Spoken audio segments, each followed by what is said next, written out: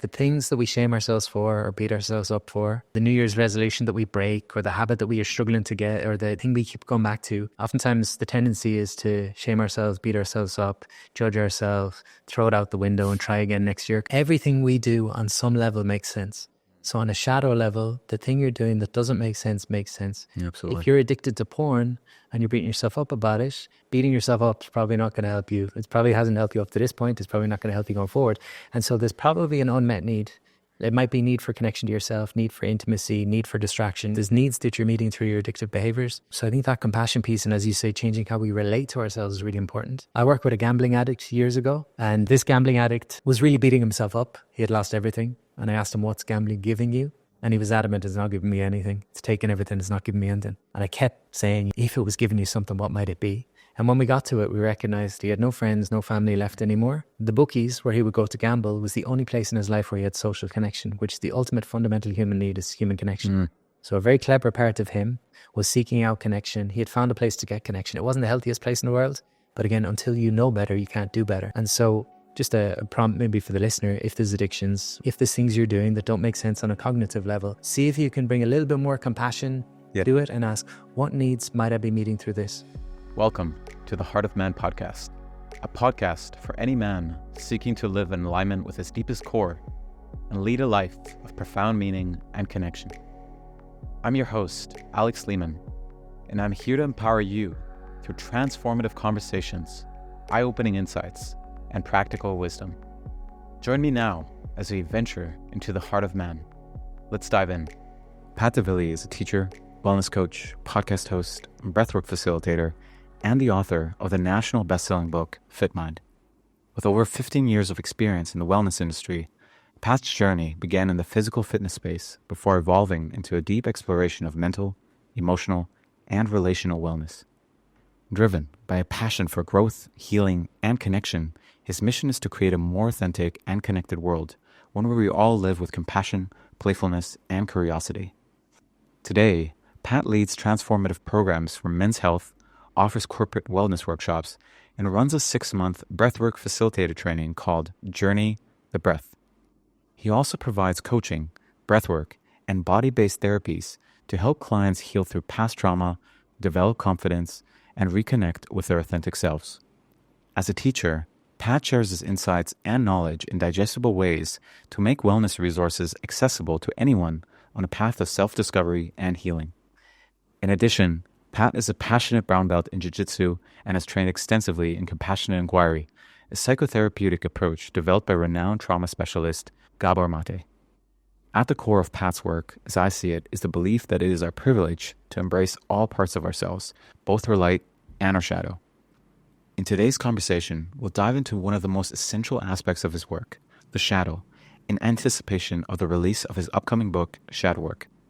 In my own journey, I first encountered the concept of the shadow several years ago, a term popularized in Western culture by renowned psychotherapist Carl Jung. And in our conversation today, Pat and I explore the origins of the shadow, how it's formed, and how we can bring awareness to it.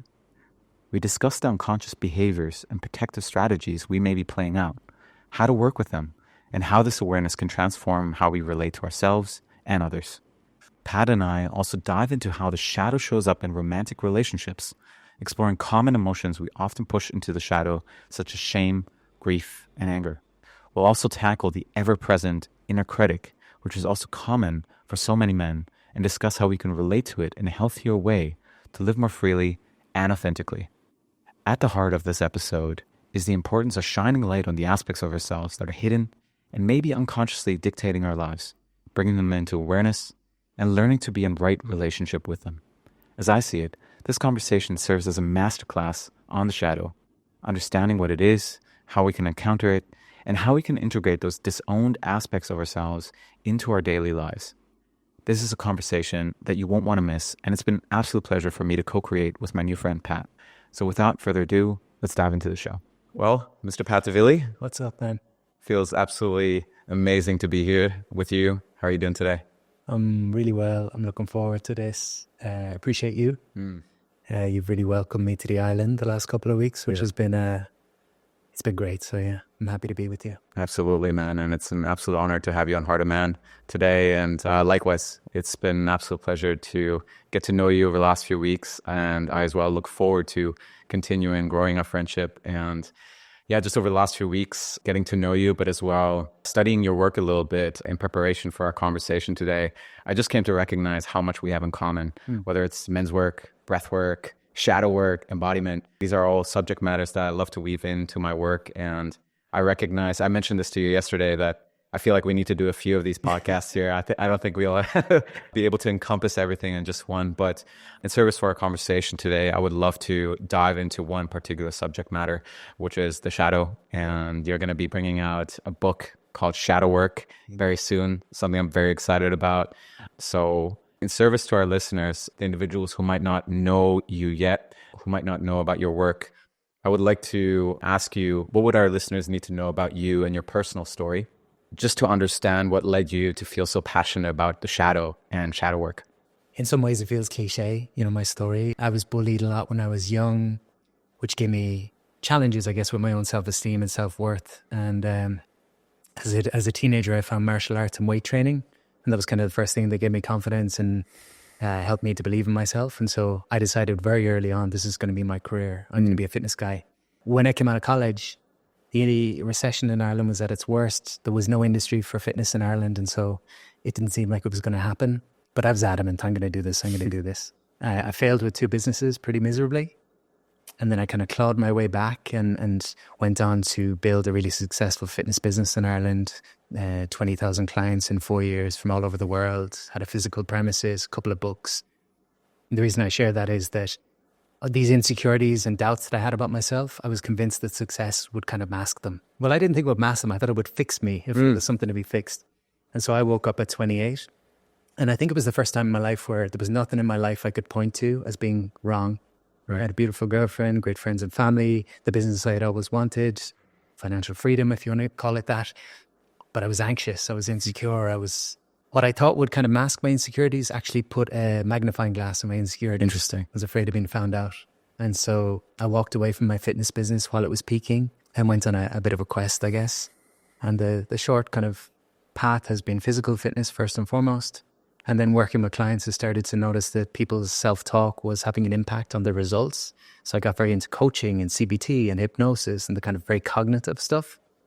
And I was very good at setting goals and going after goals and achieving them. Yeah. But as I say, sometimes I was achieving things, but not feeling how I wanted to feel. And then it was like, okay, there's something more than just the cognitive thoughts, which led me to breathwork and meditation and shadow work and men's work. And I would say success got me to a certain level, external success. But I read something years ago that said, success will teach you a certain amount, particularly up to the age of maybe 30. Right. But then you got to have the failures and the challenges and stuff to really grow. So that's been my experience. Personally, it's been just trying to reclaim the aspects of myself that I shut down and locked away, accept myself, love myself fully. I looked everywhere else but within to try and do that. And now I'm trying to do that. I love it. I appreciate as well just kind of this short, brief intro into who you are, but then as well your personal story. And I'm sure a lot of people can kind of relate. There is this concept of the arrival fallacy, such as when I get there, then I will ... and I see myself as well in many ways unconsciously still aspiring for such things. And I think a lot of people can relate to that. A lot of individuals here are very aspirational, seeking to achieve certain goals, but unconsciously, we might not even be aware of what is actually driving us. And I think that kind of all brings us back to the shadow. And so for the listeners here who might not be so familiar with the subject matter or might not be so well versed in it, what is the shadow and where does it originate and how is it formed? Shadow is something that has been talked about in many cultures and religious texts in different ways for, millennia. But it's Carl Jung that really brought it to the West as a concept. And I would describe the shadow as any part of ourselves that we're not willing to love or we're not willing to be with. So it could be certain emotions, it could be dark impulses, it could be, one aspect that sometimes gets overlooked is the golden shadow, which is effectively like the beauty, maybe the creativity or the extroversion or the aspects that we were told we're not supposed to show too much of because you don't want to be too much. I can relate to that. Yeah.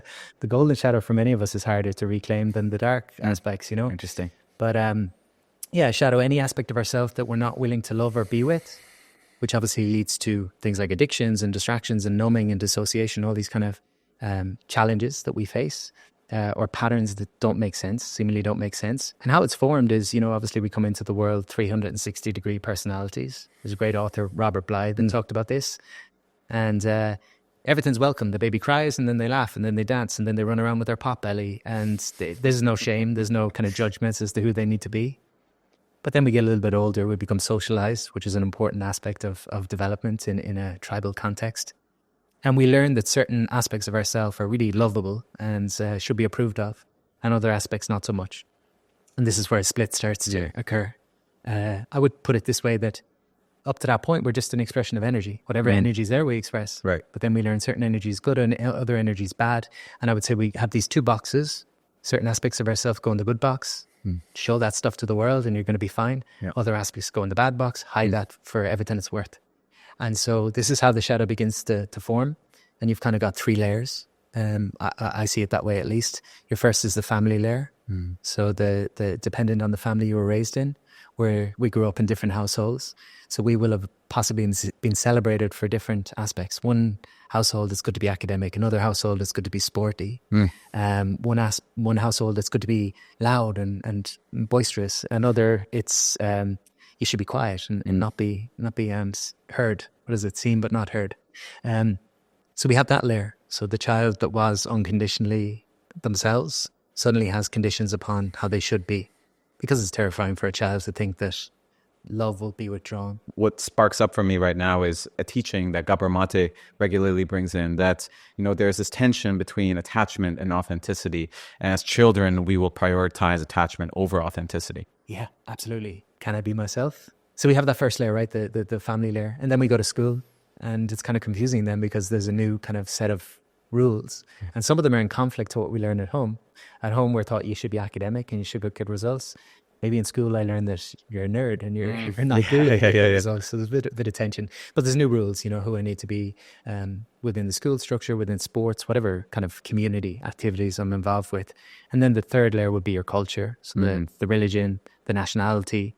Some countries, individualism is celebrated. Other countries, it's the opposite. So by the time you get to 7 or 8, there's kind of a very clear sense of who you need to be. So I guess to round off that point, the shadow is the opposite of the persona. The persona is the mask that we present to the world, made up of all the rules we were told would keep us safe and loved. Yep. The shadow is anything that goes against it. So a simple example would be, if I learned that work ethic is noble and lovable, I may have put my laziness into shadow. I call it laziness, but really it's rest and self-care. That would be a common one. Yeah, interesting. I mean, so much I could get into with you on that. And I can see how those 3 layers that you address, how they've in many ways shaped me. And considering as well that I have traveled a lot, and as well from a young age moved around quite a bit, I came exposed to very different cultures. And as a result, just as well, the rules and the quote unquote principles and the way that you would operate in the world, whether it was, being born in Germany or then as well living in Canada when I was 10. I mean, the way people operate, what is okay and what is not okay is like completely different, right? And I think already from a young age, I was very exposed to that. So it's really interesting what you're naming. I want to hear a little bit more around these personas that we create and these masks that we may play out in the world. And, particularly to the male listeners here, who are the majority within this podcast, I'd be curious to hear what are some of the common personas that you see among the men that you work with? I guess, in learning that certain aspects lead to rejection or shame or withdrawal or whatever it might be, we obviously learn to hide those parts of ourselves. So I would say in Irish culture growing up, for boys, it wasn't safe to show any emotion. Right. Apart from maybe anger, because anger was like protective. Don't mess with me. But to show sadness was off the charts. That wasn't going to happen. But even to show joy, don't be too much kind of thing. Yeah. So for a lot of men, obviously we would have shut down a lot of our emotion and learned to be in our warrior energy. So doing rather than being. So a common persona is obviously the stoic, hardworking lad, that the overachiever. Yeah. Obviously compensating, but it's hard to see that at the time. Yeah.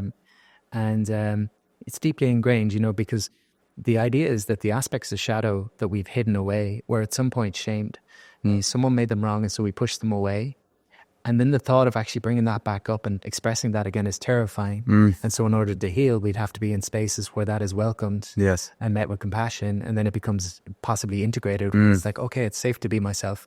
But how often does the everyday man that's working 9 to 5 and kind of going through the corporate world or whatever it might be have those opportunities? Yes. Because the culture celebrates the work ethic and the hustle and the pushing and the doing.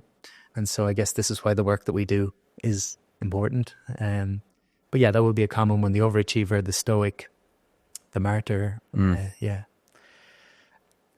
I would like to bookmark this conversation around how we integrate the shadow, and as well the things that are necessary in order for us to integrate those aspects that we have maybe cut ourselves off from. But I think one of the places that I would like us to maybe expand on and understand a little bit more of, the way I see it is that, and I feel like you're as well in many ways alluding to it, when we're socialized and we're conditioned, we're taught that there are certain things that are good about us, certain things are bad, certain ways that we get praised, certain ways that we get shamed. And the way I kind of see it is that psychologically, it's almost like we become fragmented. We become split. That's the word that you used. And I would like to hear from you how we can bring presence to the underlying shadow that might be present, and how we can embark on that. Because I find it's as well incredibly difficult to do that on our own in many ways as well, when we're very much unconscious to the things that we do, right? It's like so ingrained to our way of being that can be sometimes difficult to kind of embark on that journey. And Carl Jung had a quote, Steve, I'm sure you've heard, that says, until you make the unconscious conscious, it will direct your life and you will call it fate. Absolutely. In other words, we'll play out the same cycles until we become aware of why we're doing what we're doing. Anthony DeMello, who's one of my favorite teachers, has a similar one. And he says, what you're aware of, you're in control of. Yes. But what you're not aware of is in control of you. So as you allude to, there are these aspects that we can't see. Actually, worth kind of noting that the word shadow might have connotations of being dark and murky and being bad and unlovable and all this kind of stuff. In reality, it just means it's in the dark. It's out of consciousness. And so the work that we're looking to do is bring it into the light. Oftentimes you would see this iceberg diagram that we see the bit above the water, which is the conscious, and then below is all the drivers, which is most of our behavior. Personally, the stance I take and the kind of way that I work is quite cognitive as a starting point to bring the awareness. In my last book, I talked about this kind of ARC principle, which was a simple acronym to describe the work. So ARC was ARC, awareness, so increasing awareness or bringing awareness to something we're not aware of. Reflection, so reflecting on how is this impacting me. And then you've got choice, and that's where the embodiment comes in. So what that might look like in a practical sense, I think I give this example in the book. If you go to a hotel that you've never stayed in before and you get up in the middle of the night to go to the bathroom, probably going to bang into something and hurt your leg, right? Because you're unaware of what's in the dark. And if you turn on the light, you're going to have awareness as to what's there, and so you can kind of navigate those things. So if we do some work on our shadow and kind of shining light on, our patterns, our cycles, our addictions, our tendencies, we increase our awareness. Okay, so when people get close, my pattern is that I withdraw. So now I have awareness. Then I reflect on, is this giving me what I want, or how is this impacting me? What's the impact going to be over the next 5 years if I don't address this versus if I do? And then there's choice. So I get up in the morning, I'm invited to do something, my pattern, I recognize this to withdraw. Am I going to withdraw or am I going to lean in? So that would be kind of my frame in terms of starting to spot our shadow or understand our shadow. 2 simple exercises. One is, there's the idea that if you can see it, you can be it. So because these parts of ourselves have been unaccepted by ourselves and we've rejected them, the world's got a brilliant way of kind of presenting them to us in disguise. And one of the ways we'll see it is through projection, which is we project our stuff onto other people. So the things that disturb us in other people point to our shadow material. Okay. And the kind of differentiation I would make is certain things can inform me, other things disturb me. So if we go for lunch with a friend and our friend shows up late, I'm aware and I'm informed, okay, he's turned up late, but it doesn't really bother me too much. If you get disturbed by that and it really triggers you, really irks you, maybe there's something in that for you. Right. So our projections, the things, again, that create a disproportionate emotional response in us point to shadow material. Again, it can be gold or dark. So you might think of dark as the judgments we have about people in a negative sense. The gold would be things that we admire in other people, which again is pointing to aspects of ourselves. And then maybe the extreme expression of that is pedestalizing someone. Yeah, for sure. And then you dehumanize the person. So Yes. the power of shadow work is when you start to integrate the aspects of yourself that you've rejected, everyone else in your life becomes more human. Yeah. Because you take the people you quote unquote hate out of the pit, and you take the people that you pedestalize off the pedestal. Love that. So we're all side by side then. We're all walking each other home, Yeah. as Ramdas said. So projection is one, start to spot the things that disturb you and other people or inspire you. If I can just jump in here, I think the thing that I want to reflect and highlight in terms of what you said was, I think the thing that stands out for me is notice the places where you have a disproportionate trigger and a strong emotional reaction that would not be appropriate, let's say, to the situation. Yeah, exactly. Yeah. Spot the emotional reactions that come up for you and ask yourself, what is the story I'm telling myself here? Right. And what's the feeling below the story? Yeah. So again, a friend shows up late. The neutral response might be, oh, maybe they've got stuff going on. Yes. The other response could be, this person doesn't respect me, doesn't respect my time, doesn't, and that's a different thing, you know. So, Yeah, and what I'm noticing about that as well is we identify it with it, or we personalize it, right? So in that one experience, it's like you can see it from a neutral perspective, whereas in the second example that you offered, it's more about what we make that mean about us, right? Yeah, exactly. So projection is one piece. I would certainly advise people to kind of consider those things. The simple exercise, I would say, list 3 people you're challenged by, 3 people you admire. For each of those people, list a couple of traits. Look at all the traits in front of you and just pinpoint the ones that have the most energy for you. And then you could, if you're willing to stretch yourself, ask, where do I or could I demonstrate the same trait? So if I've picked someone who's quote unquote judgmental and that irks me, I'm going to ask myself, where could I or am I judgmental? Well, first off, I'm judging the person who I'm calling judgmental, so it's in me as well. And then equally, okay, your favorite artist, you admire maybe their creativity. Where are you or could you be creative? And this is the work. The other piece that can be useful is recognize how you like to be seen and maybe list the ways you like to be seen. Yeah. And then look at what is the opposite. Because the more you're attached to being a certain way, the more aversion you have to the opposite. Yes. In other words, the more pride I have in my work ethic, the more shame I'm going to have around my need to rest. Absolutely. So write down the ways you like to be seen and then consider what are the opposites and maybe consider what are the benefits of the opposite. Because what happens with shadow is as a child, you've got the black and the white box. It's good or it's bad. There's no context. So anger goes in the bad box, never to be seen again. And then as a man, you can't set boundaries. So if I can just take a step back and say, okay, maybe there's some value in this thing that I've rejected all my life. Yeah, as I listen to you, I almost, consider that we have very adolescent, let's say, understandings of certain elements. And it's almost like we don't mature from those understandings that we learned early on. And so as a result, they kind of stay black and white. And so what I'm hearing in many ways is it's actually about maturing into understanding the nuance and not just kind of seeing the negative thing or highlighting the negative thing, but actually seeing as well the benefit of it. And, in terms of my own work around the shadow, I can see how both of those exercises have greatly supported me. And, I think are as well essential pillars to integrating in the shadow. Yeah, a phrase I sometimes share is that we all mature biologically, but get stuck psychologically. Interesting. Could you explain that a little bit more for the listeners? I was bullied a lot when I was 5, 6, 7, all the way up. And I would say that when you experience trauma, trauma being a word that gets thrown around a lot, but if we say trauma is anything that's too much to integrate and digest in the moment. Yes. For me, there's 2 things that happen. There's the felt sense of what happens in that moment. So my body responds to the trauma, fight, flight, freeze. I have a response physically in my body. The second thing that happens is my psyche says, I don't want this to happen again. And so it develops a way of being in the world that's going to keep me safe. Yeah. So for me... Those are the personas as well, right? Yeah, I would call them parts or... or personas, yeah, for sure. This is who I need to be. So what I learn in that moment is it's completely overwhelming to experience this in my body, and I don't want to experience this again. So it's genius by the child to go through this process. And so to ensure that this doesn't happen again, I'm going to alter who I am and I'm going to show up in a certain way. So again, me being bullied, very overwhelming in the moment. I want to fight back, I want to run, but there's lots of them, and so I freeze. And my body remembers that experience. And then my mind says, who am I going to become? Some people become the bully. Other people become the overachiever. Other people become the athlete or the jock. Others become the academic. Others withdraw. So we all have different ways. Yes.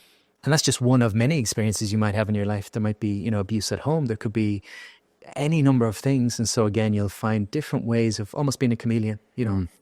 And so when I say we mature biologically but get stuck psychologically, sometimes to this day, when I step into a group environment, I feel like there's a part of me that remembers how it is to be surrounded by people and judged and ridiculed and bullied. So a part of me wants to come online. And without the awareness, I'll go to my typical pattern. Really common one for people is they learn to people please. If I look after everyone else's needs, I'll be safe. Yeah. And so they play out that pattern. So it's like the 6-year-old that came up with this genius defense strategy is still playing out the same strategy from 20, 30, 40 years ago. Yeah. And so again, the piece is first and foremost awareness. And I think an important piece is blessing the parts of you that have kept you safe. So some of us want to get rid of our people pleaser, but you need to look at that part and say, wow, until I had a better strategy, this part of me really helped me to stay safe in the world. All right, a few things stand out for me, and I definitely want to go a little bit deeper into this whole conversation around parts and illuminating for our listeners as well this understanding of having different aspects of ourselves. And I'm going to use the word very deliberately, how we learn to relate to them. I think that's an essential piece just to address and just to as well draw our awareness to. But I guess the thing that stands out for me in terms of what you said, that there are certain experiences that we have, we cannot process them in time. And as a result, you know, it's almost like we take a snapshot of that experience. And as a result, you know, we create protective strategies, adaptive strategies. And it's almost like every situation from then on, you know, whether it's 10, 20, 30 years later, that somewhat resembles, let's say, that experience, we will return back to that strategy that we've learned, unless we actually learn to mature it, unless we actually learn to address that. But also, I would say, acknowledge the impact that experience that might have had. So I'm going to say emotionally come to process the experience that where we were stuck in time. Yeah, there's the two pieces, right? And somatic work has become such a big piece in recent years, as you know, and the work that you do is like the body remembers what the mind forgets. Yes. I share a story in my recent book about related to grief, and it was the end of a long-term relationship. I was living with this lady, and it wasn't working, and so I ended things, and she put a letter through the door when she moved out, the note that said, "I hope you find your happiness," in Italian. She was Italian. And I was a 30-year-old man, and my response was to rip the thing up and throw it in the bin and just get busy and go out for a night out with the boys and just distract myself. I didn't realize that at the time. Maybe 4 years later, in the midst of a breathwork journey, on a like meaningless Tuesday or just a random Tuesday, I'm deep in a breathwork journey, and this visceral, you know, memory comes through of the letter falling to the ground and the key being there, and I hope you find your happiness. And I processed it for the first time. I just wept and I cried and I cried and I cried. And I recognized that for like 4 years or whatever it had been, I had never processed that experience because, again, I guess culturally I had learned that you can cry at a funeral. You can cry when your friend passes away. There's certain things you can cry for, but it's indulgent almost to cry for the loss of a relationship, you know, that was very meaningful. For me, that would be an example of, you know, the body. Yes. Remembered. Our minds have so many ways of protecting us from the pain that we don't feel safe to feel. Yes. But one thing I share with people sometimes is when difficult stuff's coming up for them is that maybe it's the case that your body feels ready now. You know, you're in a position now where you can actually process the stuff that up to this point just. Yeah. Again, I definitely want to bookmark this conversation around grief, because I think it is actually an essential pillar to integrating these aspects and to really coming into right relationship with them, and as well the connection that the body plays. I think there's a few parts, you know, that you as well address in your book that I would like to highlight for our listeners and bring deeper understanding to. And, you know, you have one chapter where you speak about the inner child and the inner teenager.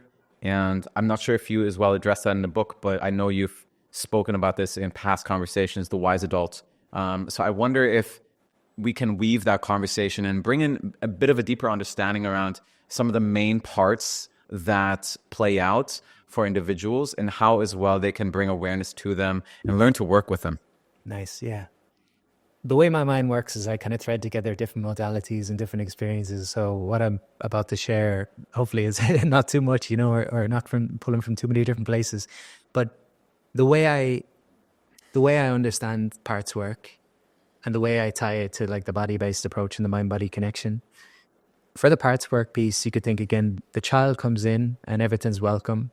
And then there's something that happens that leads to pain of I can't be myself. And so there's a split.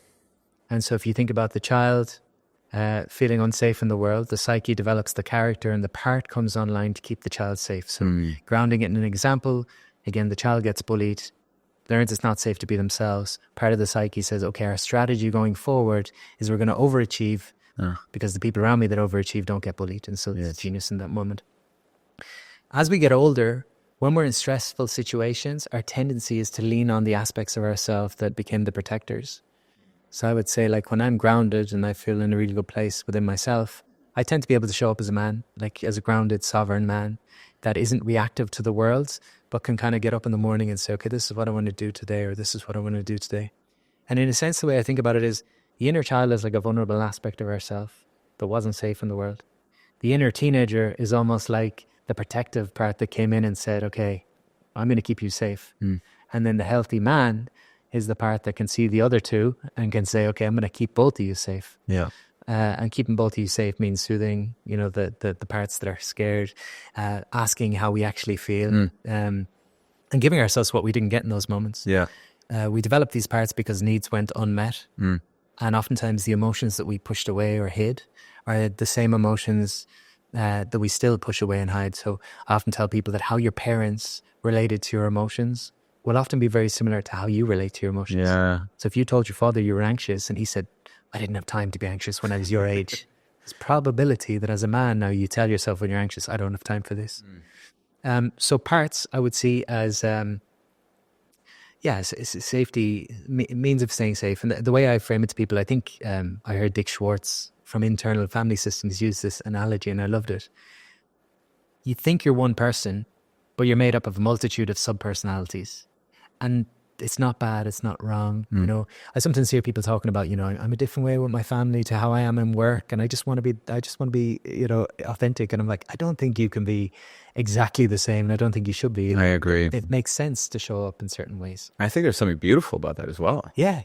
You range, as you talk about range, and getting to Absolutely. express different aspects of yourself. But if you imagine yourself as a collection of subpersonalities, some you really enjoy, others you struggle with, and then there's a more kind of creative part that just goes with the flow. And imagine all those characters being on a bus, and you want the healthy man driving the bus, and then all the characters on the back of the bus, the inner child, the inner teenager, the inner critic, the perfectionist, all those parts are on the bus. What tends to happen is when we get stressed in life, our most used parts run to the front of the bus and say, I got this, and they take over. So when the man feels like the stress at home and he doesn't know who he is in the world, he's going to default to what feels most familiar, which is to be the overachiever. So he buries himself in work and avoids the vulnerability of being at home. Yeah. So this is one way I would come to understand. And the question people can ask themselves to kind of get a little bit closer to their parts is, who do I become when I'm stressed? Yeah, that's a great question. Yeah. Yeah, I love all this. And I love this analogy with the bus. And the way I kind of as well look at it is when we become emotionally dysregulated or, stressed, as you kind of put it, this is when these protective patterns become online. So for me, I become very vigilant. I become very analytical, perfectionistic in many ways. I harden up, and it's like I want to protect myself from any form of vulnerability, and I become very critical towards myself. And that's a way of keeping myself in check, just so I don't get out of line, right? So that's my probably inner teenager acting out in some regard. And it's almost like the moments that are most painful, quote unquote, for me is when I become so consumed by that character that's playing out that I've lost the bird's eye view of what's happening, right? And I think that is really the thing that one needs to cultivate to really step into that, mature adult or mature man. And I think it would be interesting for me to hear from you what supports a man in cultivating that wise adult or wise man. For me, I recognize like deep practice around meditation, deep practice around awareness has deeply supported me in coming to recognize such parts. But then as well, cultivating deep practices around emotional regulation. Yeah. So maybe you can just touch on that real quick. How can we disidentify to the part that's playing out and step back and actually observe what's happening? Yeah. Two pieces, I think. The first is psychoeducation. So what I try to do with my work is like psychoeducation. So when a person has a better understanding of why they are the way they are, they can hopefully do something more with that. So as you mentioned, the kind of like different states, on a very simple level, polyvagal theory will say that we're either safe and social, where we feel, okay, I'm in the green, everything's safe, I'm in a good place here, I can be myself effectively, I'm in connection to myself and other people in the world around me. Or then we experience stress and we have either fight or flight. Okay, fight, I can take on this challenge. Flight, it's too much, I'm going to run away from this challenge. Or freeze, it's all a bit too much. I would map that with the characters that we talked about, that when I'm safe and social, I'm in my healthy, sovereign man. When I'm fight or flight, I'm in my parts, I'm in my protective parts. When I'm frozen, or when I'm in a freeze response, it's almost like the vulnerable child that's afraid to do anything. So I would suggest, based on that people start to see these states and these parts not as in the way, but actually as guidance signals. I've heard you talk about emotions pointing us to our unmet needs. Yes. I would say, okay, my inner critic's very strong. This is a sign that I'm dysregulated. In other words, that I'm not feeling safe and social. I'm not going to be able to think myself into feeling safe and social because, if people think about the different aspects of the mind, when I'm in survival responses, I don't have access to my creativity, my logical aspects. And so, as you say, the breath practice is really important. The grounding practices. Sometimes the connection piece is huge. When someone's in very, very much shut down and in shame, connection with others and safe spaces is hugely important. It's like the vulnerable child can't care for themselves. They need someone to step in. And our tendencies as well to isolate in those moments. Yes, and then you're more in your head. Yeah. And so, I guess you asked at the start what led me to kind of go in this direction and stuff with the work. Part of it was that, the mind was very useful for me up to a certain point, and still is at times. But you can't outthink your depression. You can't outthink your anxiety. You can't outthink your apathy. You've got to say, okay, there's something.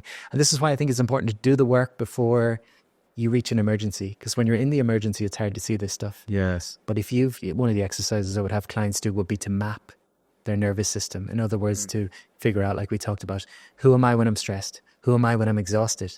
And then when next time it happens, and again, my inner critic's very strong. Like I noticed myself being in Bali the last couple of weeks, settling into a new place.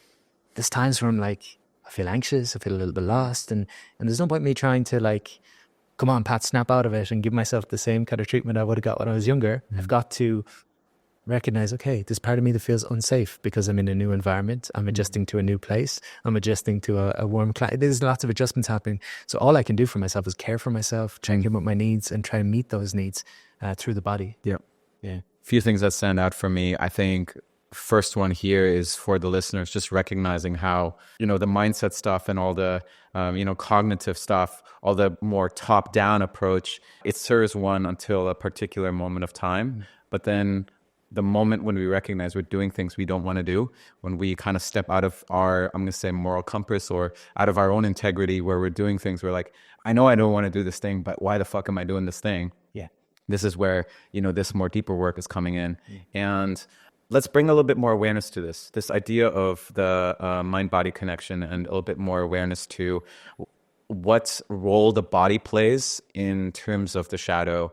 And then as well, again, I feel like you've already been touching on it, but I would love to bring a little bit more understanding for our listeners around how they can use their body to maybe illuminate their shadow, but as well work with it. Maybe just one thing I can share around, the mind works until it doesn't work, if we want to put it that way. I heard a quote the other day that I like, and it's something to the effect of every negative action, if you want to say negative action, comes from a positive place or comes from a positive intention. And this points to shadow, where it's like the things that we shame ourselves for or beat ourselves up for, the New Year's resolution that we break, or the habit that we are struggling to get, or the thing we keep going back to. Oftentimes the tendency is to shame ourselves, beat ourselves up, judge ourselves, throw it out the window and try again next year kind of thing. Everything we do on some level makes sense. So on a shadow level, the thing you're doing that doesn't make sense makes sense. Yeah, absolutely. If you're addicted to porn and you're beating yourself up about it, beating yourself up is probably not going to help you. It probably hasn't helped you up to this point. It's probably not going to help you going forward. And so there's probably an unmet need. It might be need for connection to yourself, need for intimacy, need for distraction, there's needs that you're meeting through your addictive behaviors. So I think that compassion piece, and as you say, changing how we relate to ourselves is really important. And just a story I would share briefly is I worked with a gambling addict years ago, and I often share it because I think it's important. And again, it kind of points to Gabor Mate's work around, what's the pain behind the thing that you're doing, what's driving it. But this gambling addict was really beating himself up. He had lost everything. And I asked him, what's gambling giving you? And he was adamant, it's not giving me anything. It's taking everything, it's not giving me anything. And I kept saying, if it was giving you something, what might it be? And when we got to it, we recognized he had no friends, no family left anymore. The bookies, where he would go to gamble, was the only place in his life where he had social connection, which is the ultimate fundamental human need, is human connection. So a very clever part of him was seeking out connection. He had found a place to get connection. It wasn't the healthiest place in the world, but again, until you know better, you can't do better. Yeah. And so just a prompt maybe for the listener, if there's addictions, which we all I think have, I certainly have, if there's things you're doing that don't make sense on a cognitive level, see if you can bring a little bit more compassion to it and ask, what needs might I be meeting through this? I drank a lot in my 20s. It quietened my busy mind. It gave me a place where I didn't have to be the boss, and all my friends were in the pub. On one level, it made a lot of sense to drink. I love that. And if I can just jump in here for a moment, is the way I frame it in many ways is, if we truly understand what needs we're seeking to meet, I believe we get to recognize our own innocence. Because I think that this is really one of the difficult things about the shadow, but then as well, in particularly with shame, that we lose our innocence and we lose sight of just our caring, kind nature and the things that actually we mean well. We mean well, even though it might express itself in the most dysfunctional ways, right? And, there's so many things that I hear from clients or other men, whether it's work addiction, whether it's porn, whether it's, superficial sexual interactions, whether it's, social media, all of that, right? I consider as well, I've been as well vocal on this podcast around my relationship to porn in the past. I used to struggle with it, not recognizing that it was actually there in service for connection, to emotionally soothe myself, but also because I was in such denial or suppression or repression of my sexual desires. I never learned it's okay. It's okay to be a man who has desires, right?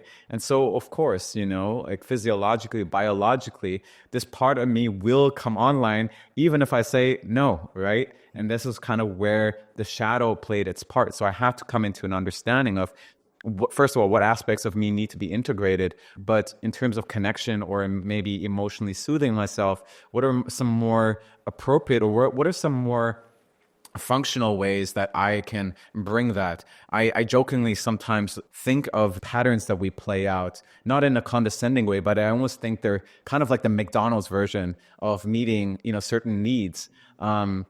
Whereas there's an entirely different way that's maybe a lot more nutritious, right? That's a lot more wholesome, that we can explore. I have my own little analogy that I use around that. And it's, when a baby cries, hopefully the parents or the parental figure will kind of step in and say, oh, the baby needs something. There won't be a shaming of the baby because they're crying. There's recognition, okay, they're having an emotional response to an unmet need. So maybe they're hungry, maybe they need to be held, like something needs to happen here. And once the need is met, the baby comes back to feeling regulated and feeling balanced. If the parent's response every time the baby cries is to hand them an iPad, it might temporarily distract them and soothe them, but it doesn't fulfill upon the deeper need. Yeah. The need never gets met. And it's kind of similar, like if I have a need for a quiet mind and my only way of quieting the mind is to drink a bottle of wine, I never actually quieten the mind. I never actually meet the need. Hey everyone. I just want to take this brief interruption to express my deepest gratitude for your support of this podcast. Watching it grow, reaching more listeners, and having impactful conversations with incredible guests has been truly amazing. As an avid podcast listener myself, I truly know how valuable your time and attention are, and so I don't take it for granted that you choose this show amongst so many other great options. That's why I'm committed to making these conversations insightful, informative, and supportive on your journey in men's development, emotional resilience, self-leadership, and relationships. If you've been finding value in this conversation or past ones, my ask is simple. Please support the show by subscribing so you never miss a future episode. I cannot emphasize enough that leaving a 5-star rating on Spotify or a written review on Apple makes a huge difference. It helps more people discover the content and allows me to bring on exciting new guests in the future. And if today's episode resonated with you, share it with someone who needs to hear it. Your support fuels this movement. and keeps it growing. Let's keep building it together. Now, back to the show. I think you're highlighting something really important here, which is that we're not taught or we're not supported to cultivate a level of emotional literacy. Yeah. And as a result, we become completely unaware, but as well incompetent in those areas, which drives us even deeper into these vices that we learn early on. So again, I think I just want to as well emphasize what it is that you said around the element of compassion and care. Yeah. For someone who listens into this and might be new to this and hears these things around compassion and care, there could almost be this sense of maybe becoming passive and just kind of welcoming or allowing these dysfunctional behaviors. I'm curious, what do you have to say to that individual? Where does maybe accountability as well play in this realm of integrating our shadow?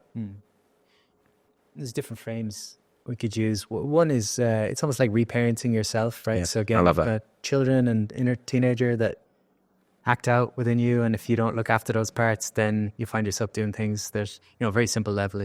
If I'm here in a new place and my inner child feels lonely, and I don't address that by asking myself, how do I feel, being honest about how I feel, and then asking myself what I need, it's almost like I'm neglecting that child part of me. And maybe then the teenager is going to come in and say, well, if you're going to neglect me, I'm going to show you. And then they'll do things that are disempowering for me. So I think that's part of it. Reparenting ourselves. And one of the ways it'll land for some people and not for others. But if there's the dynamic of the parent, maybe the father's a little bit stricter and he sets the boundaries and sets the rules and pushes things a little bit. And then maybe the mother's more nurturing and caring. And maybe within looking after yourself, you've got those two elements where there's a part of you that recognizes that, okay, I need boundaries, I need discipline, I need action. And then there's another part of you that can soothe. So it's just having a balance of those. I love that. And I think what is important maybe just to address or point out is that in many ways, we've never received actually mature examples of both of those, right? Whether it's the mature example of nurturance and care and compassion. I had Dewey Freeman on the podcast and he spoke about this idea.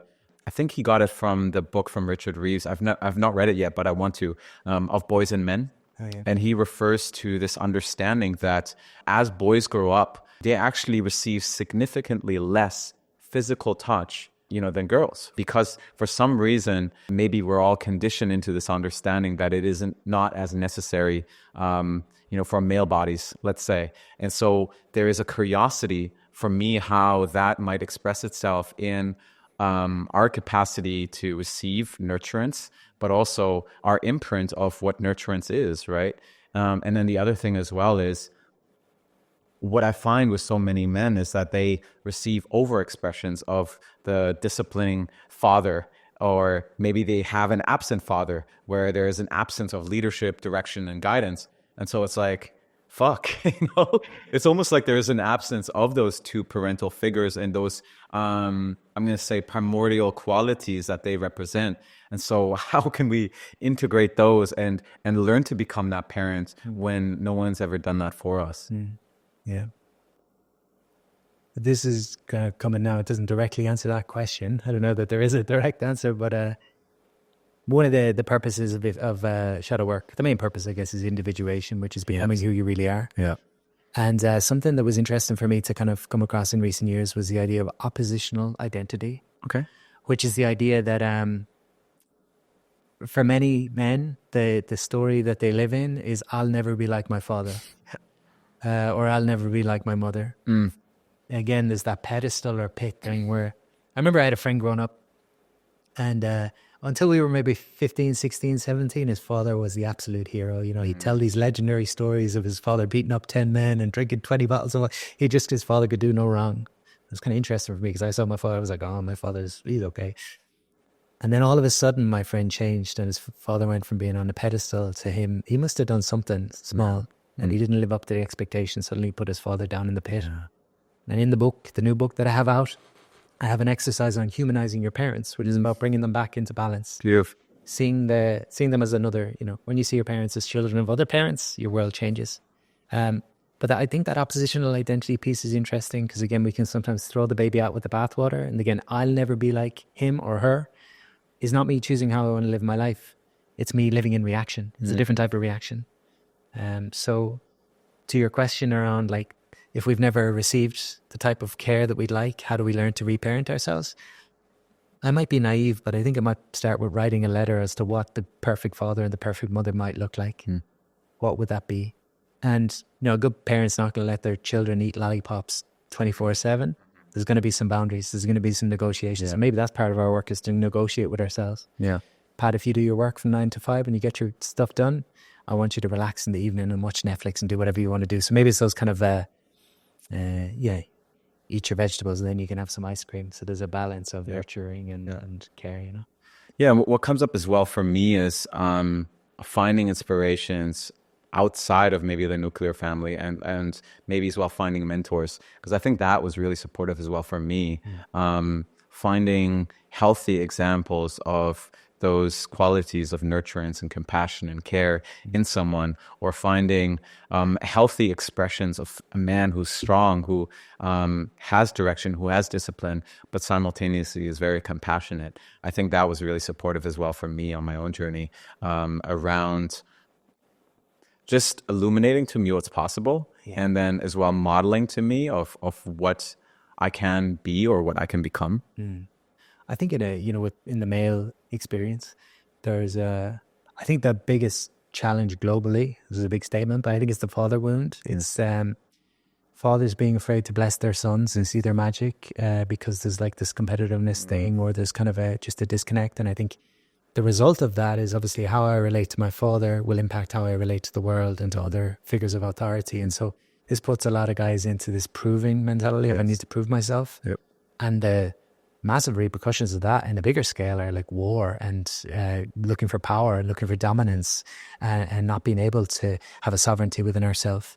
When I look at the archetypes, which is an aspect of shadow that we sometimes explore, the king archetype is that sense of sovereignty, that I am myself in the world and I bring magic to the world, and I know where my kingdom starts and it ends. I know who's in my kingdom. And when I have a real strong sense of who I am in a healthy way, I don't need to hold power over others, and I don't need to give my power away. And if we think about most people as a judgment, I would say, a lot of people are tyrannical, where they try to hold power over others. You see that with political leaders all over the world.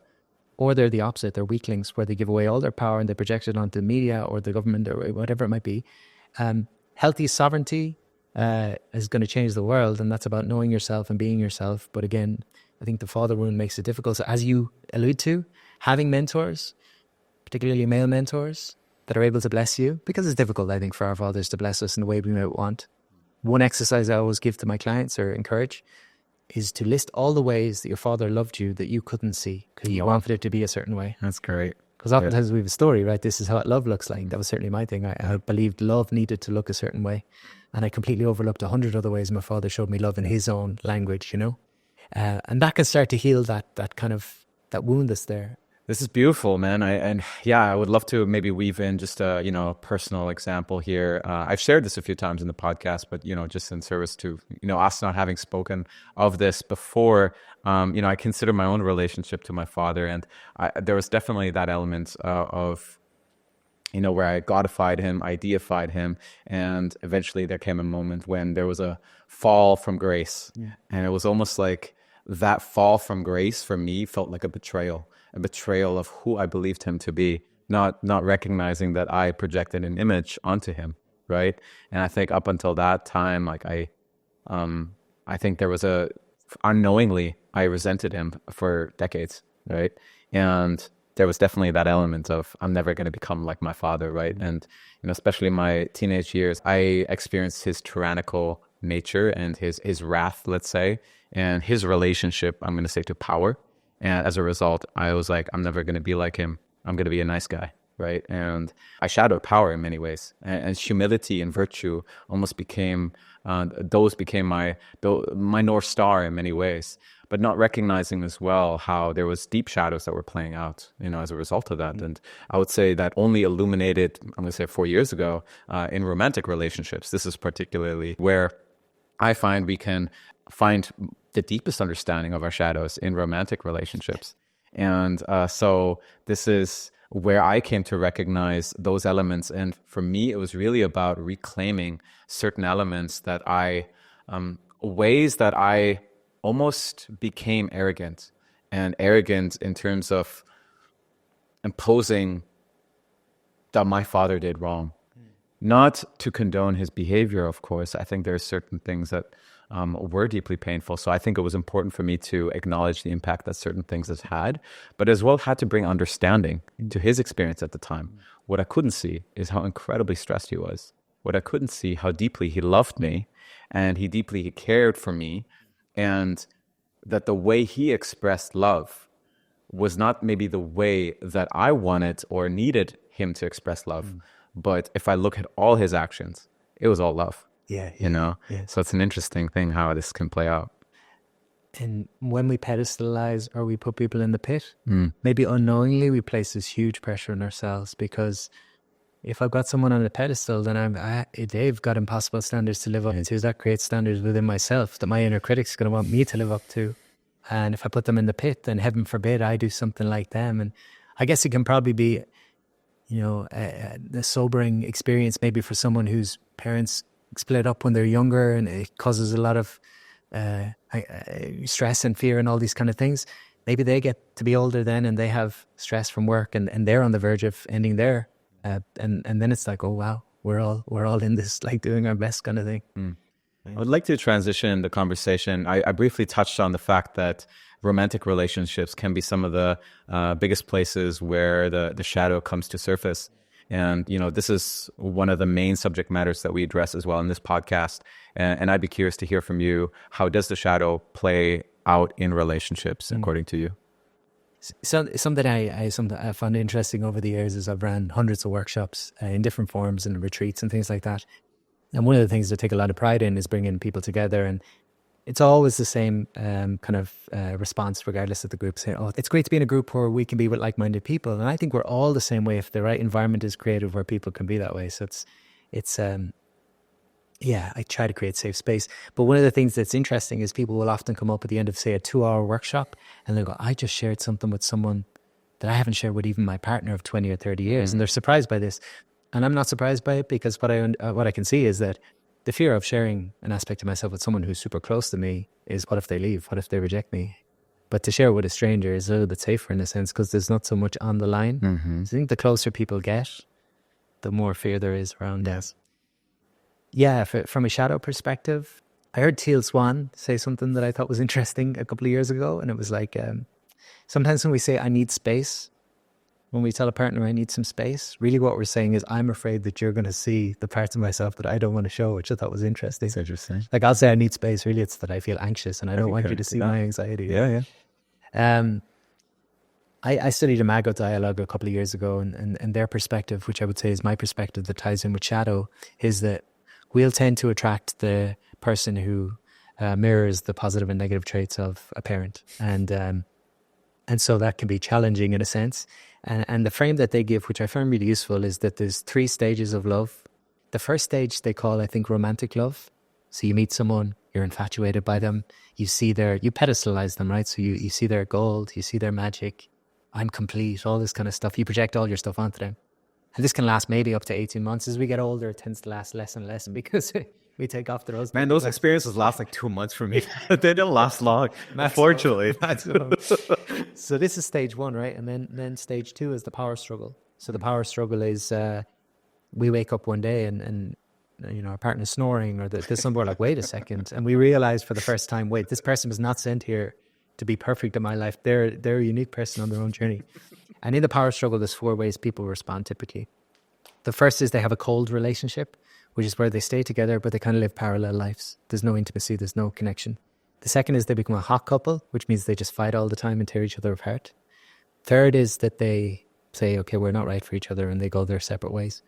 The fourth is they choose conscious love. So that's where the conscious work begins. And the conscious love piece is to start to dialogue and talk through what's coming up. A simple example, they have an appreciation dialogue that they'll do where you'd sit with your partner. It's probably easier to start with the appreciation than the triggers. And you might say, something I appreciate about you is that even when you're really busy, you take time to get to the shops and pick up a surprise for me. And then the partner will just mirror back exactly what was said. So there's no interpretations added. There's no thank you. There's nothing only.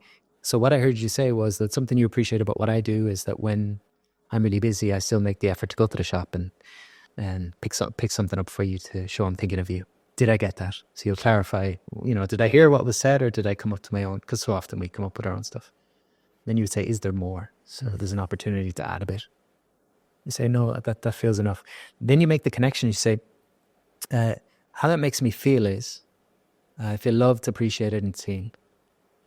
Okay, so what I heard you say was, when I do that, you feel loved, appreciated, and seen. Did I get that? Yes. Is there more? No. And the final piece, which is kind of where the shadow piece really comes in, is how that reminds me of childhood, either because it happened or it didn't happen. So it reminds me of childhood because when I was young, my father was really busy. He was on the road a lot, but he still always made the effort, and it made me come alive when he brought a gift home for me. It made me feel seen. And then the partner will respond with the whole thing.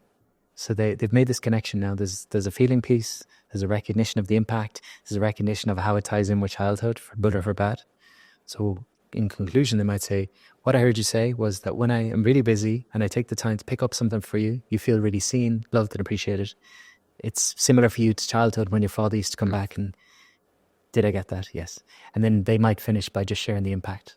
So they might say, what really impacted me in that was, I never realized, I was just picking it up just because, but I never realized you had that connection to your father, and that really helps me to understand you more. Bro, man, I fucking love that. Honestly, yeah. Because I have not read through the entire book, Getting the Love You Want. I'm not sure if they bring that in, but I know Imago Dialogue more around, you have that structure around resentment or criticism, but I've never heard it being put in this way around appreciation. And, what comes up for me around that is, first of all, there's so many things that are unsaid in a relationship and so many things that are uncommunicated in a relationship. So I think such things can just kind of go astray, and we don't recognize the impact that we're having on each other, whether it's good or it's bad, right? And I think the other thing as well is coming up for me is the importance around bringing in certain, I'm going to say, rituals or certain practices that we bring in. I almost consider if a couple does that maybe every day, what kind of impact that has. I mean, I think something that, especially within our kind of industry, self-care is something that we very much praise, but are we having something like relational care, where we tend to the relationship on a regular basis? And I think that can be incredibly supportive here. Yeah, and I know you were working with John Wineland in a capacity, and I remember John saying something. We went to a workshop a couple of years ago, and we were working with partners, and at the end of the piece, you would get feedback from your partner, which, not always easy to hear, depending on what the feedback is. But John was saying, don't hold back on the feedback, because you're teaching your partner how to be a better lover, how to love someone more. So good. And you're sharing with your partner how you can be loved more. So ultimately, as you say, it's like self-care in two ways, because it's, I guess the intimate relationship you have is probably the most important relationship you will have outside of your own. Yep. And so you're nurturing that, but also nurturing, you coming back to kind of shadow in relationship. I guess for me personally, I would say a challenge is I have my personas. Like, I'm a teacher and I'm an author and I do jiu-jitsu sometimes, and I'm easygoing, and these are my personas. But when someone gets close, after a period of time, those personas, kind of there's chinks in the armor and stuff, and that gets seen, and then it's like, oh, shadow is activated. Yes. Now they see my anxiety, my fear, my shame, that is, and then it's like, okay, being with someone that can hold that, being able to allow someone to hold that is another thing, right? Yeah. Yeah. A question that just kind of arises for me is, who do you become when you're afraid to lose love? Maybe. Right. Oh, yeah. So I don't know, it just kind of popped up, but I think that could be an interesting one just to consider. And then as well, what are your adaptive strategies, right? And I think one of the biggest things around it is, how can we vocalize them? How can we bring presence to them? How can we bring them in dialogue and communication? I think, that's a powerful way maybe to look at bringing the shadow or working with the shadow in relationships. Are you familiar with the Gottman Institute? I'm familiar with Julie and John Gottman and their work, but I've not read their books yet. I have a short piece I could potentially share with a bit of a personal piece in it. One piece that they shared that I think is powerful is the 4 horsemen of the apocalypse. Yes, I've heard of that. Yeah. So for people that haven't, it's the idea that, oftentimes in conflict we have, as you mentioned, these kind of strategies we go to, or these reactions or these impulses, and oftentimes they're outside of our conscious awareness. So maybe in sharing this piece, it'll come into someone's awareness as to what their pattern is or patterns. So they'll say that, for some of us in conflict, our response will be to criticize. So if I show up late today and you challenge me on that, my response and my kind of default is to criticize, because I learned that somewhere along the line. If you're attacked, you attack back. Yeah. The second pattern is to go to contempt. So contempt is more attacking, not of your behavior, but of who you are. I'm like, oh, Alex, get over yourself. I was 2 minutes late. You're always like this. So it's more trying to tear you down. So this is the second pattern, which is a hard one to admit to, but I think for a lot of people, it's a common one. The third one is defensiveness. So you say, Pat, you were late for the podcast today, and trying to protect myself and soothe the anxiety of recognizing shame or whatever's there. I'll say, oh, Alex, I've had so much going on this morning. Like I was this and this and this. So I don't address the fact that I'm late and it's impacting your day. I instead go to my defensiveness. And the fourth is stonewalling. So stonewalling is emotionally flooded. In my mind, I'm saying anything I say is going to be wrong, so I won't say anything at all, and I just kind of shut down. So these are the 4 patterns. So back to our thing from earlier, ARC, awareness, reflection, and choice. I'd say awareness, what is the pattern I go to? Mine is stonewalling. That's at least one of mine, right? And I recognized I was dating a girl maybe 2 years ago, and something came up and I was just feeling overwhelmed, and I just shut down completely, and we're in bed together and I turned my back, and it was all, again, the body remembering what the mind forgets or whatever. I wasn't consciously thinking, I'm turning my back to someone here, I'm shutting down, I'm not speaking, all this kind of stuff. A part of the work was to recognize that I'm going to get triggered again. This is the nature of relationship, and so it's recognizing this is one of the things that happens when I get triggered, is I turn my back. So I need a new response to this. I need a new way of being. And sure enough, it happened again a couple of weeks later. And I had reminded myself in a moment of clarity and a moment of groundedness that in those moments, when I want to withdraw, my pattern needs to be to just place a hand and hold that, literally just hold a hand and take a breath or turn towards, and did that. And it was, night and day, the difference. So that's maybe a practical example of, and those 4 patterns, they'll say that the responses, if people relate to any of those 4, if your tendency is to go to criticism, try to stick with I statements. So rather than you made me feel and you do this, to say I felt. So it's kind of basic, but stick to your own feelings and needs. If contempt is your thing, you tend to get into black and white thinking and you only see the worst in your partner. So try to bring yourself back to things you're grateful for, things you appreciate in them. It's not easy in the moment. If defensiveness is your pattern, see if there's at least some aspects of what's coming up that you can own. See, I own the fact that I was late and this and whatever.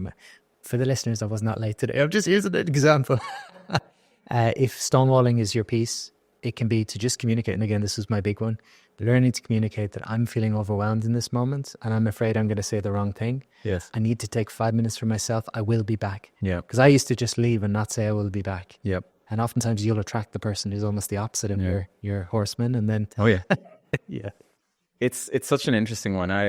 First of all, I appreciate you, sharing this framework, but then as well, the vulnerable dialogue around it. And I can relate to pretty much all those, except for defensiveness. That's not so much mine. I just have this tendency of over responsibility to some regard. But I think another thing that I would just want to add, which could be interesting as well for the listeners just to know, is, again, I think just reminding ourselves as well of the innocence of these patterns and just honoring the fact, yes, absolutely taking ownership for them and taking ownership for the impact that we're having on an individual, but also recognizing how we're seeking to just keep ourselves safe. Like, one of the things, as an example for me, is stonewalling is something that came more, I'm going to say, last 2 years.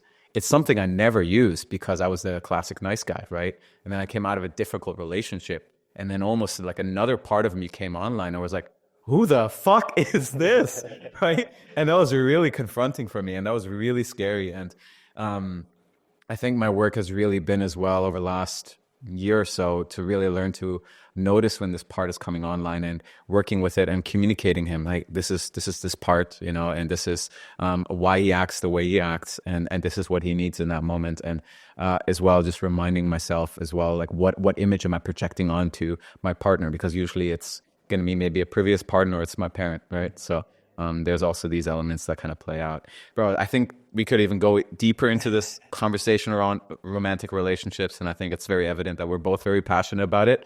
But I want to continue a little bit more around the individual experience around the shadow. And I think one element that I would like to draw in here, which I think could be valuable to the listeners here, is I think one of the bedfellows that arguably is always connected with the shadow of shame. Mm-hmm. And I also consider how, in so many ways, shame is such a difficult experience for us to be with. We're either over-identified with our shame, or we're so collapsed in it, and we have an incredibly harsh inner critic, or we prop up, where we have such strong strategies in place, or we're so devoted towards being powerful and competent in the world that we almost have no connection anymore to those vulnerable aspects of ourselves. So how do you see shame playing out in the whole conversation around the shadow? And how does a man learn to work with shame? I'm sure you've heard the kind of differentiation between healthy shame and toxic shame. Yeah. So healthy shame being, I did something wrong, and it then impacts my moral compass maybe going forward. So, I'm a kid and I steal something from the sweet shop, and healthy shame will be, okay, I'm not supposed to take from other people. And so it changes my behavior going forward. Toxic shame is, I've done something wrong and makes me wrong, and I'm a bad person, and there's something unlovable about me. Again, the nature of shadow and persona is that what we're proud of, and shadow is what we're ashamed of. Yeah, I would say inner critic is the voice of our shame. So the way I kind of put it to people is that our inner critic is an internalized voice of what we heard growing up from a coach or a bully or a teacher or a parent. We took that voice and internalized it because it gave us back some level of control. Interesting. Rather than the bullies come and tell me that I'm an idiot and I don't fit in, if I tell myself first, it gives me back some level of control. And so those internalized messages become, again, the voice of our shame, the voice of kind of, beating ourselves up. I will talk about how really our inner critic is generally directed toward our inner child. So when I go to a coffee shop and I'm on my own and the voice comes in saying, you're the only person here on your own, it's a younger version of me that felt lonely, and it's getting that voice from, another part, from the bully or whatever it might be. So I'd say part of it is recognizing the voice of the inner critic. What are the messages? When did they show up? What does it believe?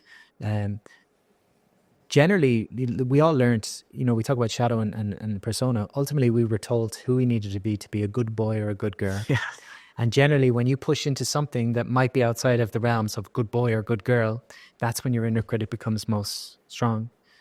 When I run breathwork teacher trainings or different things, I will always preempt the group by telling them, your inner critic's probably going to come in next week because you're suddenly pursuing a breathwork facilitator training, and this is something new.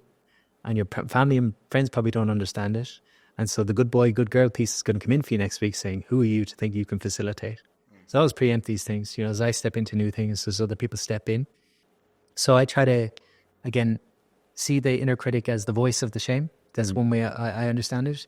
And then see it not as in the way, but again, if I can change how I relate to it, I can recognize this is a part of me that's trying to keep me safe.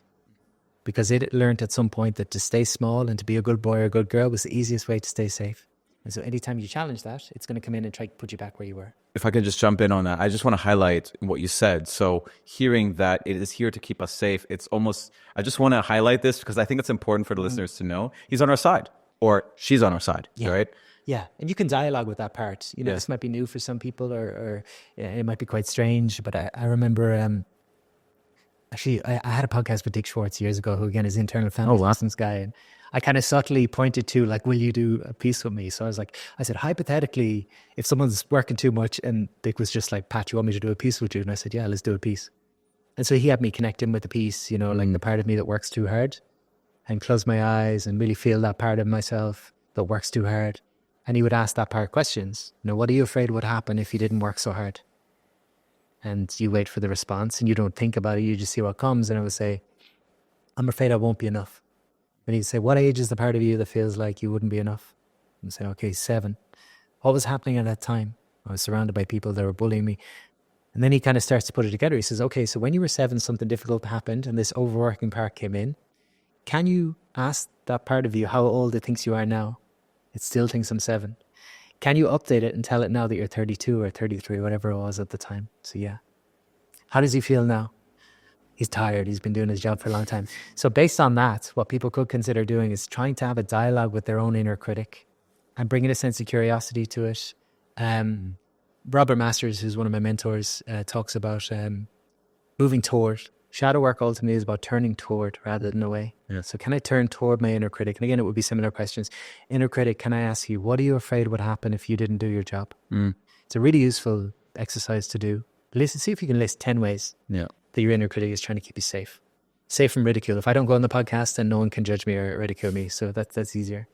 If I keep falling off track with my training plan, like my inner critic tells me I'm going to, then I'm not going to be fitter than my friends. So I'm not going to challenge my friends. So they're trying to keep me safe in that way. Who knows, But it's it's on your side. Yes. And you need to work with it if you want to kind of move past it.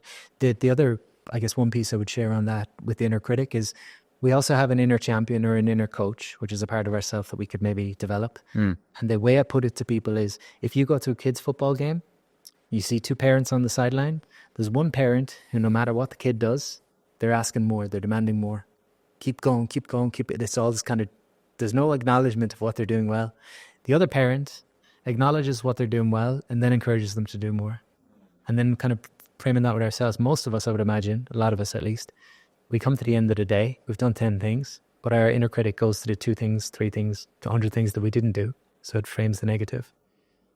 To develop your inner champion is to sit down at the end of each day and ask yourself, what 3 to 5 things did I do today that moved me forward? And that's how you build confidence over time, is by recognizing your progress. The illusion is that confidence is somewhere in the future when I achieve the thing. The reality is confidence is in recognizing the small steps that you're taking on a daily basis. Yeah. But most of us are too busy on to the next thing before, myself included. Yeah.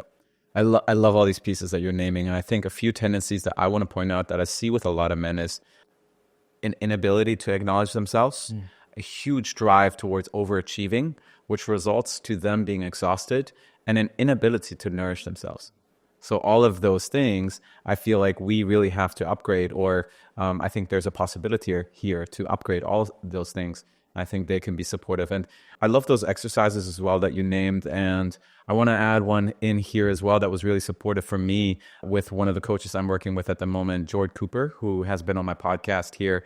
And early on in our work, we explored my relationship, particularly to the perfectionist. And he had asked me to write a letter to my perfectionist, and ultimately where I retire him from the job. And it was literally as if I was writing a letter of, I'm going to release you now from this job. And it was really about acknowledging him for all the hard work that he has put in, and for all the ways that he has supported me, for all the ways that he kept me safe, and really reminding him this is not really necessary anymore. And it was interesting because it was quite cathartic as well for me, actually, to write that letter. And it definitely created a big shift for me to have done that. So I think there's really something valuable in that. A curiosity here for me is around the inner critic, which is sometimes I see we need to have a dialogue with the inner critic and bring understanding to, why is he here? Why does he feel threatened? And also consistently being in that reminder, or he's here to protect me, he's here to support me, he's not a villain, he's not here to punish me. So I think that is a really big piece to soften him. But I think sometimes, especially when we have been dominated, or when we have had experiences of bullying or humiliation, or had a very tyrannical parental figure, sometimes we need to stand up to him, right? And maybe you can share just a few words on that, and how we can actually, especially when we have had more of a collapsed posture, how we can actually cultivate the fortitude to stand up to him, because I think that is a big piece as well that is present around the whole dialogue with the inner critic. Yeah. What's coming to mind is the idea that a lot of people are afraid of their anger, and so they suppress their anger, and they live in fear. There's fear outside of their anger. And so they need to push through the fear and feel their anger to give themselves back their power and their sovereignty. With the inner critic, they lost their voice somewhere along the line. They learned that they were bad, and they were pushed down and dissociated from their anger. Now others have a different response, and they fear their fear. They don't want to be vulnerable, and so they push the fear, and they use anger on the outside. In the extreme, you could think about someone who becomes a bully, learns that anger is their way of staying safe and protecting their vulnerability. Then almost on the opposite side of the coin, the child who is bullied learns that anger is, not something who I am. I'm going to be pushed down. I don't know if that makes sense as I explain it, but that's kind of... So the piece I think that is important is reclaiming anger, reclaiming a healthy expression of anger. So the way I look at the emotions is that with each emotion, there's typically the unconscious expressions and there's the conscious kind of middle ground. The unconscious are overexpression or underexpression. Someone in grief or someone related to their grief, the unconscious expressions will be either the impotent, which is someone who shuts down and underexpresses the grief, doesn't allow themselves to feel, or there'll be the flip side of the coin, which is the addict who just is completely driven by feeling, the need for a feeling. And then the middle ground is allowing myself to feel and being intimate to the emotion without having to, react, allowing it to be there. But with anger, the two extremes tend to be the people pleaser who disassociates or disidentifies from his anger, or the bully who is at the mercy of his anger. And then the healthy middle ground is the conscious expression of clean anger. The distinction I make with clean anger is that clean anger is protective as opposed to destructive. Yes. So my anger is what allows me to protect my values, protect my sense of sovereignty, protect my vision, protect my boundaries. And so for the person who's got a very strong inner critic, oftentimes there's a disconnection from their anger. So they don't have the boundaries in place to either speak to themselves and boundary themselves or boundary with other people. So I think it's reclaiming anger. Yes. And that could be like a physical, joining a kickboxing class or a boxing class, or it could be just raging out and putting on a raging, it sounds crazy, but for me, it's putting on some Rage Against the Machine and getting a pillow and goes well, Yep. Feeling it in your body. Like your anger and your power are like pretty closely linked. And when you reclaim your anger, you like get your balls back effectively. I agree. I had an elder mentor years ago, a shamanic practitioner. Actually, he was very, very influential at the time. And I remember feeling quite anxious and really struggling with my inner critic for a week before meeting him for the first time. And we sat and he said, "How do you feel?" And I launched into a story about all the thoughts I was having and stuff. And he said, "I didn't ask you for any of that." He was quite blunt. He said, "I asked how you feel." And I was like, "Oh," and I went into more story, I thought like my mind's brilliant in some ways, and then in other ways it just keeps me removed from what I actually feel. And eventually he said, "Close your eyes, feel your body. What's happening in your body?" And I said, "Oh, there's just tension in my chest and my breath is shallow." He said, "Good, just stay with it. Nothing to do here, just stay and breathe." And what's happening now? Okay, it's softening a little bit. So this was my first kind of experience of actually being in the body. But I remember at the end of the session, he said, "When do you want to do your next session?" And I said, "Oh, maybe..." And he stopped me. This guy, I don't know, is he 80, probably 80 years old. "When do you want to do your next session?" "Maybe next Tuesday." He goes, "Hold on a second." He goes, "There's no maybes here. Breathe into your balls and tell me when you want to do your next session." And I was like, "Huh?" And he said, "We need to get out of the land of maybe. We need to get into yes or no." And that was so good. For me, again, it was that clarity, that kind of penetration, and the just, taking the power back. So good, man. I love that. And I'm happy you as well brought in the conversation around anger. And I agree with you. That's what I saw in myself. That's what I see with clients. And there's so many things that we can do around anger. But I think, I would say exercising it somatically is definitely an important piece.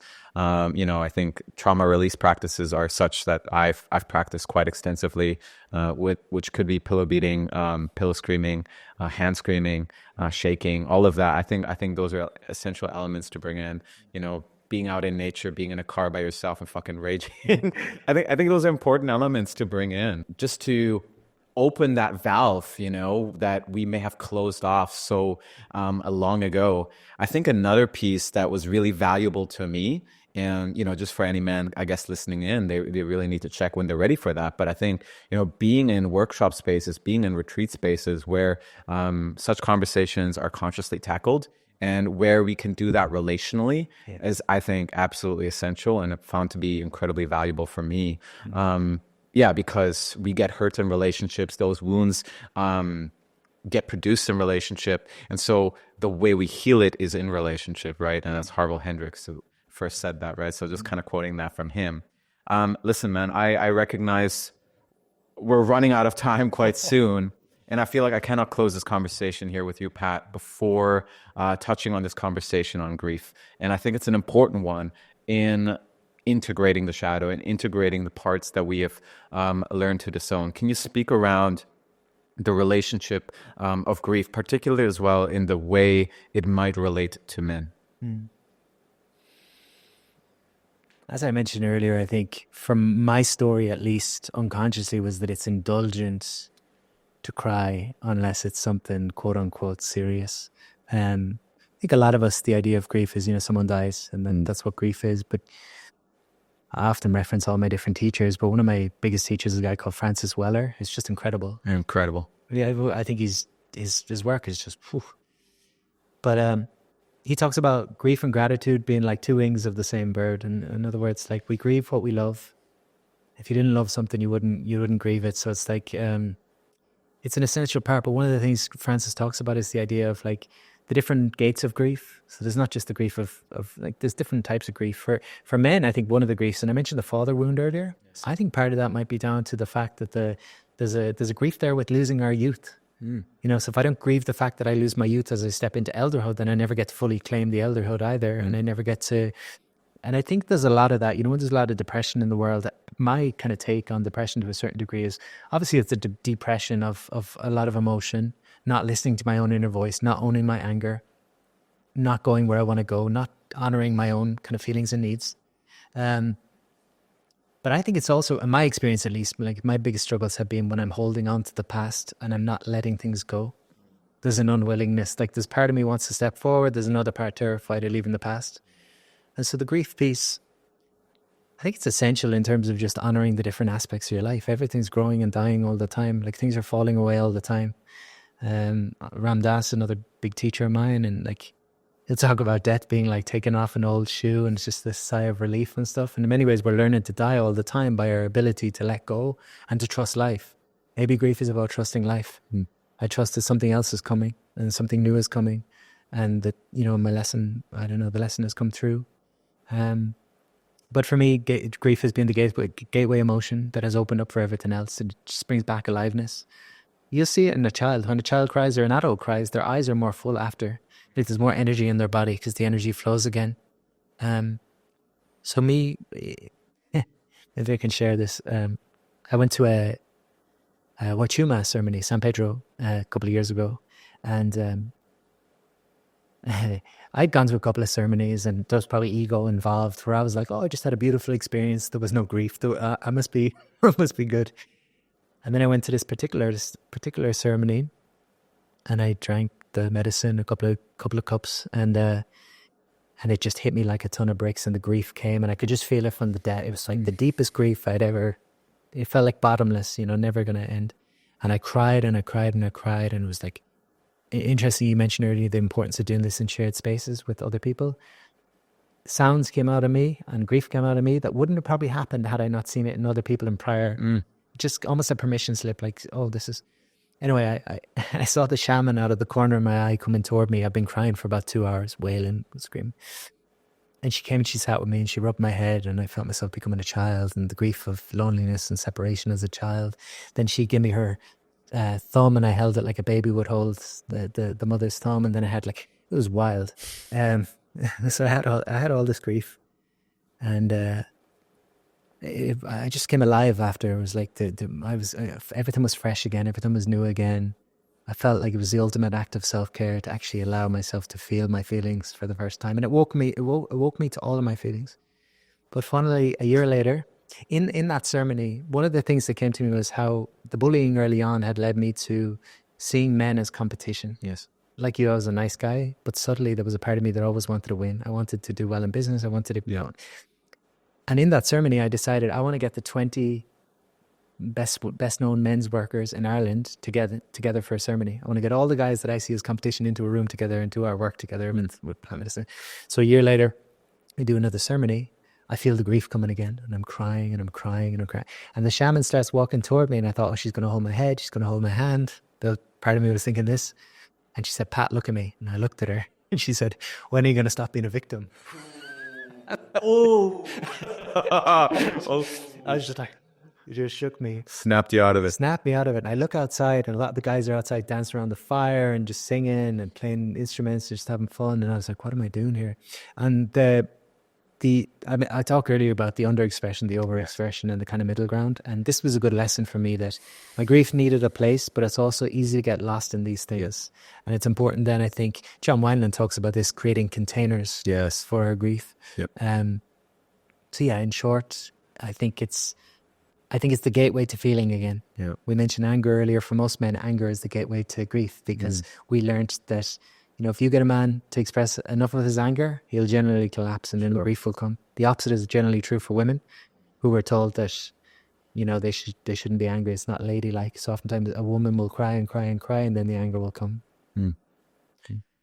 Man, so much in what you said, and it is a subject matter that I'm quite passionate about, just recognizing as well the potency that it had on my life, feeling quite emotionally stunted in many ways for a number of years. And it was almost 3 or 4 years ago now, where it's almost like grief was catching up with me, and it was, life was demanding of me to be initiated and to actually start tending to the things that I have pushed away for so long. And for me, it was really the fact that I've always had to be put together and had to be competent, I had to be strong, and I had to have things figured out. Otherwise, I'm not safe. It's like, the world is a very dangerous place if I collapse. So I don't, right? And so I recognized how in many ways at that time, how stunted I was emotionally. And being in containers where the grief could come up was actually an experience of emotionally starting to become alive again, right? So it was really where I returned back to that sense of connection with myself. I think there is something very important in what you said, and I agree with you that, and it's a fine line to walk as well, where we can become indulgent of it and we become too focused towards the feeling, and almost there's a victimization that kind of kicks in, and we lose our strength and we lose our power in that, but we also lose sight of everything else that's going on, right? There is this, I don't know if you said it here, but I know that Francis Weller speaks about it, this idea that, of holding grief and holding gratitude in separate hands, right? And both it needs to be necessary. And I actually had a moment just this morning, where I was like, I just noticed some sadness coming up, right? And it was just naturally coming. And I was just like, okay, I'm just going to welcome this coming in. And, 5 minutes later, just this wave of gratitude just kind of came in. And it was this beautiful experience of just noticing, oh, okay, I noticed this aspect coming alive. Afterwards, I felt a lot more alive. I felt a lot more energized.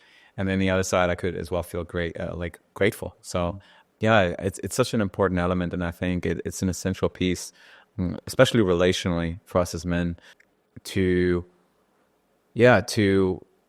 address and tend to this aspect of ourselves. I know we're coming toward a close, but I studied with a Native American teacher a couple of years ago, and he put it very simply. I thought it was powerful. He said that typically an emotion is a collection of sensations in our body. Yes. So the grief is a collection of sensations in my body. And then because most of us learn it's not safe to be in our bodies and we should go to our heads and strategize to get away from it, the tendency is, I feel this collection of sensations, I give it a name, so I call it grief or anger or sadness, whatever it might be. And then I build a story around why I'm sad and how I can get away from the sadness. And what I've done very quickly is I've gone from my body, where these sensations have been experienced, to my head. And so I've left my body. And so, his simple kind of suggestion for me and for others was just to stay with the sensations, which obviously we do in practices like breathwork.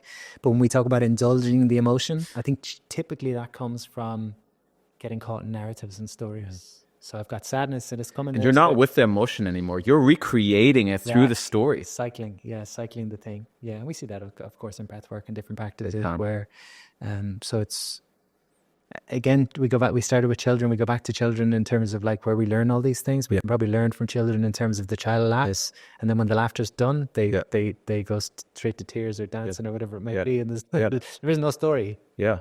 It's so interesting, right? Because when I see that coming alive in someone, I can bring firmness, but I'm just more directional. I'm just saying ground yourself, right? Or pointing to ways that this individual can ground themselves to kind of find themselves back so they come out of the story. Yeah. All right, man. Well, we're going to be wrapping up in the next minute or two or so. But yeah, before I ask you my final question, first of all, I want to just thank you for coming on. This has been an incredible conversation and such a beautiful exploration of the shadow and all these elements. And yeah, I just enjoy the way we're coming together and just how our shared interests are coming beautifully together in this like very cohesive conversation. So I'm very grateful for it. And I hope as well the listeners get a lot of value from it. And then as well, where can our listeners find you? And if there's, and tell us about your book as well. Cool, thank you. Thank you again for everything since I've arrived. It's been great getting to know you so far, and appreciate this conversation and the friendship. So yeah. My new book, Shadow Work, is out soon, so it's available for pre-order right now through my Instagram page or Amazon or wherever people like to buy books. My Instagram is Pat Divilly, at Pat Divilly. Outside of that, you'll find me walking the beach with Alex in the evenings, talking about life and training jiu-jitsu here in Bali and running a breathwork teacher training online. So yeah, and trying to maintain a life around the things I'm passionate about and excited by. So. Can our listeners as well still get into the breathwork training, or what, are the doors closed for that? Doors are closing. I don't know when this episode will be out, but doors are closing pretty soon. Okay. Yeah. But we'll run again next year. But yeah, check me out on Instagram. I've got, an abundance of meditations and breathwork tracks people can access for free and 250 old podcast episodes from back in the day. So yeah, there's lots. Cool, brother. Well, I'll make sure as well just to put all that in the show notes. Sweet. Amazing. Well, maybe just to tie a bow to this whole conversation, for a man who's listening in and, maybe is new to this whole conversation around the shadow, within your explorations over the last decade or so of exploring shadow work, what is one message that you'd have for the listeners around the shadow and accepting as well ourselves as we are as men? I think that's an important one. What is that parting message that you have? Maybe it's curiosity is the big piece. I like the kind of idea that statements close the mind and questions open the mind. So a statement is, I'm so unorganized. The question is, why might it be that I struggle with organization? Is there different, it's similar, same but different, but it will be curiosity. So if there's patterns, behaviors, habits, parts that you have online that you find difficult and you struggle with, really come at it with a sense of curiosity. Get some pen and paper or get a trusted friend or therapist and have a discussion around how this part serves you in some way. Even if on the surface it doesn't make sense, trust that on some level it makes sense. You wouldn't do things if it didn't fulfill upon a need. And once you understand, maybe this is the place to finish. If we don't meet our needs in conscious ways, our shadow will find unconscious ways of meeting us. If I don't make an effort to meet connection in a conscious way, I'll go to weird ways to find connection.